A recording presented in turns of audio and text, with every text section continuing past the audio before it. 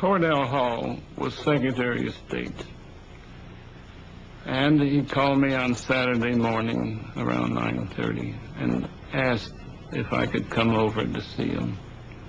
I came over, didn't live far from there, and he met me out in front of the State Department, the old State Department, and we were walking towards the White House, and he mentioned that he had something very important to talk to, and we wanted to sit down.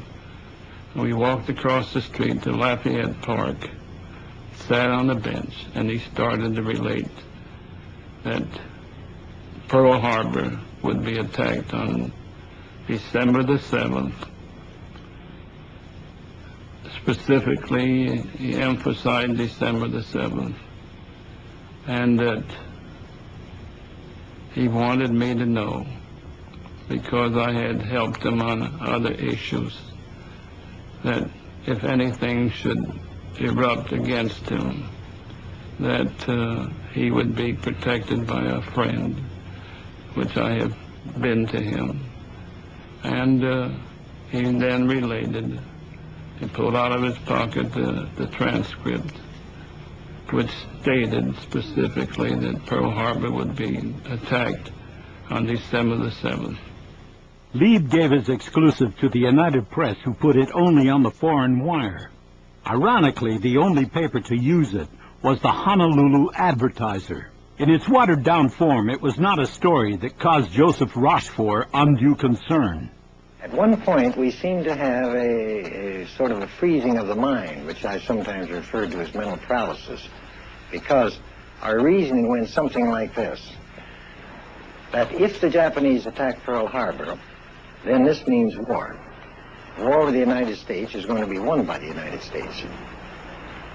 So therefore, why should the Japanese attack Pearl Harbor? And the answer is they don't. But that Sunday, a whole week before the attack, Admiral Kimmel questioned another intercept. Radio signals from several oil tankers, one of Japan's newest aircraft carriers, and a battleship had all now been intercepted. But intelligence put none of them where they really were, nearly 1,000 miles out into the North Pacific. That night in Bandung, Java, General Terporton revealed the threat of the Japanese fleet to the American liaison officer, Brigadier General Elliott Thorpe. He told Thorpe Pearl Harbor was one of 4 possible targets. General Terporton, the commander of the Dutch Army, wasn't sure about it. He hadn't known me too long, whether or not I really had sent that message. So he got a copy of this same message and sent it to the military attaché at the Dutch embassy in Washington. And Colonel Wireman, who was the Dutch attaché in Washington, realized how important it was.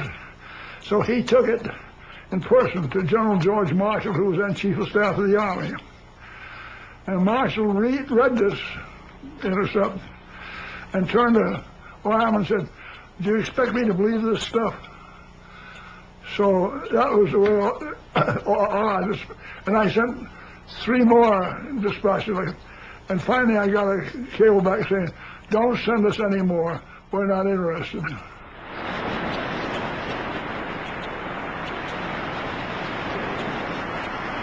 When the Japanese Foreign Office finally told its diplomats the American conditions were impossible to meet, Washington listened in to every word. さて、両大使におかれては超人的なご努力であった。しかしにもかかわらず、米国があえてこの屈辱的な正義を出すに踏み切った。我が帝国政府としては、いかなることがあってもこれを交渉の基準として受け入れることはできない。したがって交渉は事実上決裂したと当然だ。だが、このような印象は決して与えない。ただただ本省からの指令を待っていると答えてほしい。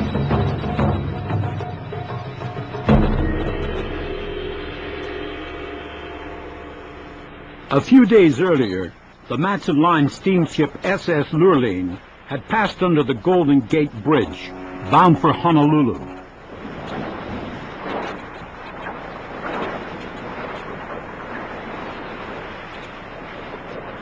Crowded with more defense personnel than civilians, the liner was on her regular weekly run.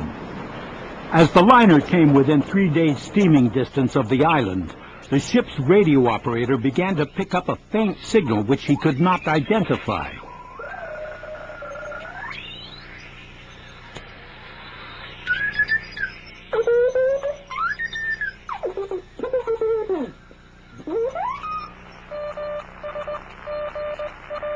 Leslie E. Grogan, one of the Matson Line's most experienced operators, began to log the signals.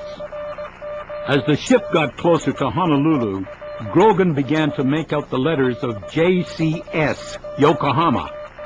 He informed his captain that the signals were coming from northwest of Honolulu. Grogan's intercepts were only one of a series of clues now coming in from all over the world.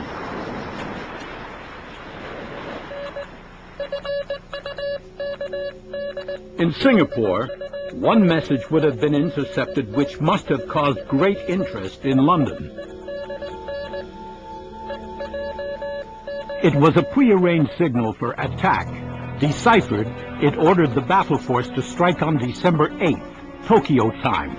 It would be 24 hours earlier in Honolulu. Pearl Harbor was now only 5 days away.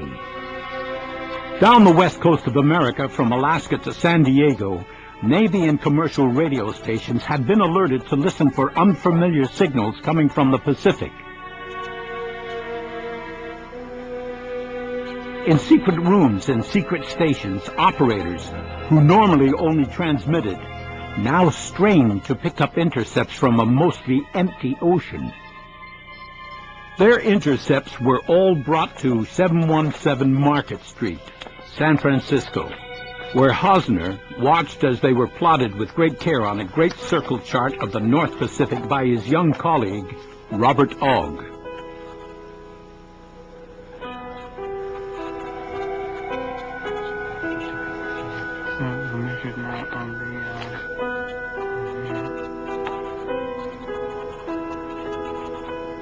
The two men were aware of the importance of their work and that their information was needed immediately in Washington. During his second night on duty, Grogan again logged the signals coming from northwest of Honolulu. He was making a concise record to give to Naval Intelligence when the Lurline arrived there the following day. The stations along the Pacific coast were still picking up intercepts.